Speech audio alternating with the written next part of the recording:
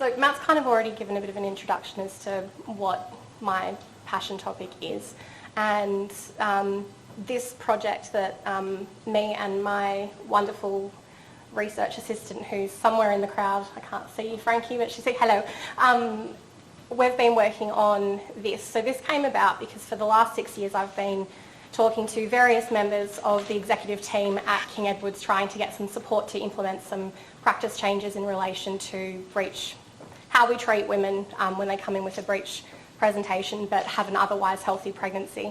So one of the last meetings that I had was with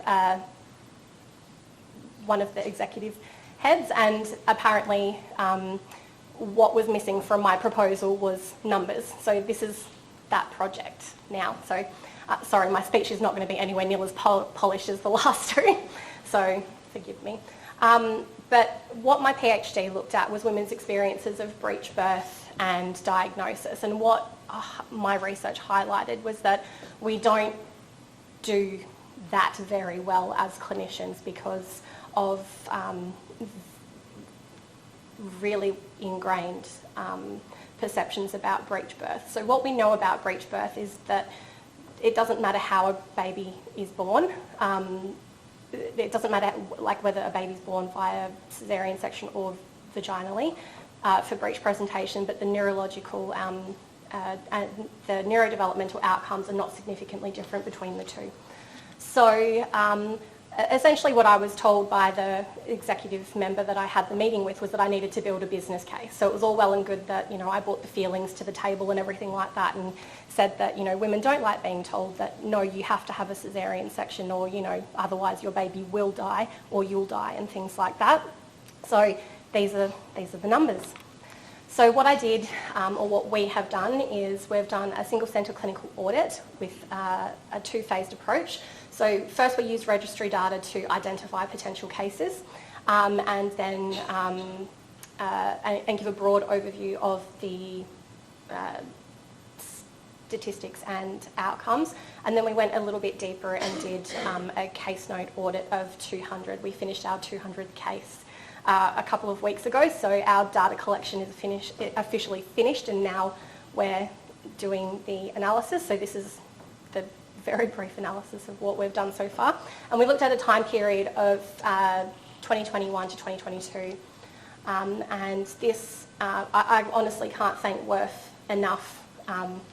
I remember getting the phone call. Initially, Matt rang me and said, sorry, Sarah, like you weren't successful, blah, blah, blah. And I was like, oh, that's a real shame, because I really wanted to do this because I want to make change, etc. And I got a call about 15 minutes later saying, hey, we've found some money somewhere. We're going to give you the money to do your research. And I laughed, I cried, I did a happy dance, and I high-fived Mel and Laura who were there when I got the phone call. We were at the, we were doing some CSP training and stuff like that in Belmont. So clinical support paramedic, sorry, training there.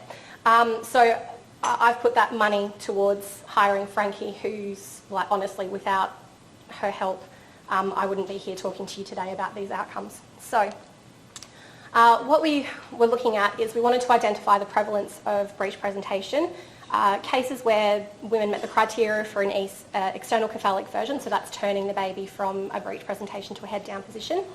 Identify the documented incidence of ECV being offered to women, the rate of ECV uptake by women, the success rate, and investigate the length of stay for women undergoing an ECV, because anyone who's worked in MAFHAL recently understands that it can be anywhere from they're there for 2 hours to they're there for an entire day and sometimes asked to come back. So that was really important for us. We wanted to look at the cohort characteristics, so gestation, estimated fetal weight, etc., and identify the rate of planned versus unplanned caesarean section between the gestations that you can see on the screen, and identify the rate of planned and unplanned vaginal breech birth. So we also wanted to identify the maternal and neonatal outcomes, because that's something that everyone's very interested in and they are important, and also identify cases where the safety criteria for vaginal breech birth was met, compare it to actual birth mode.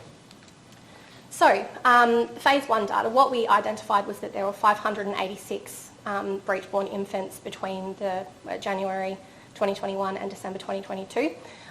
After some exclusions for twins and fetal death in utero that occurred between having an ECV and birth, we had 451 cases. So of those, 446 were live births, and unfortunately we had 3 neonatal deaths and 2 intrapartum stillbirths. So I'll talk a little bit about those a bit later. So this is the outcomes that we've got so far. So the prevalence of breech presentation is 4.2% for singletons, or just over 5.5% for multiples as well.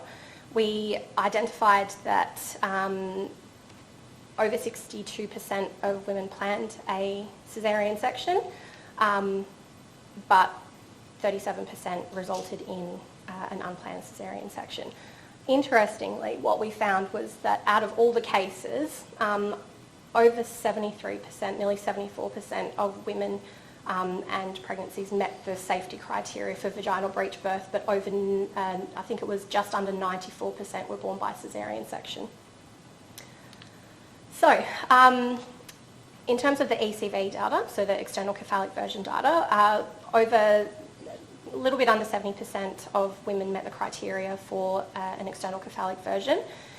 In just under 63%, ECV was documented to be offered. 35% were either not offered or not documented. And we've got some missing data that we've got to chase, but that's fine, we'll do that later. And our ECV rate of success based on the phase 2 data was 46%, sorry. So that's a little bit less than is reported in the literature, but that's okay. It comes down to lots of other factors, which I'm not going to go into because I've only got a limited amount of time to talk. But what we did find was that on average women were spending just over 4.5 hours in MAFAL waiting for their ECV, which is not ideal. The minimum time in there was 40 minutes and the maximum was over 8.5 hours, which is, again, not ideal. So we also found that more than 50% of the babies were born between 37 and 39 weeks. And we know that babies that are born before 39 weeks have issues like with feeding and things like that, so that's a significant impact. Over nearly 60% of babies were in a complete position. So complete is, I'll just hopefully not turn this off. So complete is this one here where the legs are crossed in front of them, and then frank presentation is here. So just a little bit under 25% were in frank position. So those positions are considered safe for a vaginal breech birth. 60% of the babies met the weight parameters. So the safety criteria says a baby, if they're going to attempt a vaginal breech birth, should be over 2.5 kilos, but less than 3.8. And 62% of babies met the position and the weight criteria. So in terms of birth mode, the intended birth mode for a lot of our babies was caesarean section, with 19 planning a vaginal breech birth. However, we had 49 cases where they were intending a cephalic birth, so we're assuming that those were the cases that were diagnosed in labour. And we've got a little bit of missing data, but we'll chase that later. What happened with the actual outcomes is that 28 women ended up having a vaginal cephalic birth, so those included our successful ECVs. Then we had 21 women had a vaginal breech birth, and then these are the caesarean sections broken down by category. So Cat 1 is life-threatening emergency, Cat 2 is urgent, Cat 3 is urgent but not life-threatening, and Cat 4 is your elective caesarean section. So with a total of 150 caesareans out of the 200 cases that we did the case note audit on. So because numbers is what people who are in administrative positions are often interested in, we spent an estimated just under $4.7 million on caesarean sections for breech presentation during our audit period, and $146,000 for a total of $4.8 million on breech birth. So if we conservatively estimate that 60% of breech pregnancies meet safety criteria for the audit period, I've just given 271 cases, the cost would be 1.6 million, and the cost of caesarean section would be just under 2. So that would reduce the total cost of breech birth by $1.2 million. And I know I'm talking about money, but the reason why I started on this journey was not necessarily because of the money. It was because of the emotional toll that being told you're not allowed to birth your baby how you would like to, because there's not anyone who's got the clinical skills to safely support you through that. And so that's my primary reason, because I want to implement some changes that allow women to pursue the birth mode of their choice as safely as possible. So, just keeping in mind that this is preliminary data only. I'm not a statistician by any stretch of the imagination, so just keep that in mind. What we have identified through our research is that there's a significant amount of data missing, not only from the registry, with particular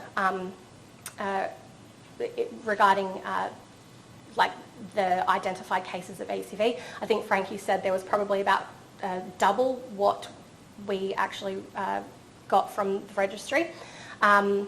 It's only a single site. It is a small sample. But the other thing that we identified is that when there is complications in vaginal breech birth, we're not very good at documenting what's happening or identifying that there is an issue until, unfortunately, it's too late. So highlights from the research is that we definitely need to improve on our documentation in terms of how we counsel women about birth mode options and management, so whether or not they're opting for an ECV or not, around the manoeuvres used and the timings of breech birth. There's definitely a need for improved education focusing on early recognition of complications and how to fix them, and also what we're recommending is consideration of implementing specialised teams to manage breech pregnancies. So we know that ECVs, a team approach to breech care increases the uptake and success of external cephalic version and the safety of vaginal breech birth.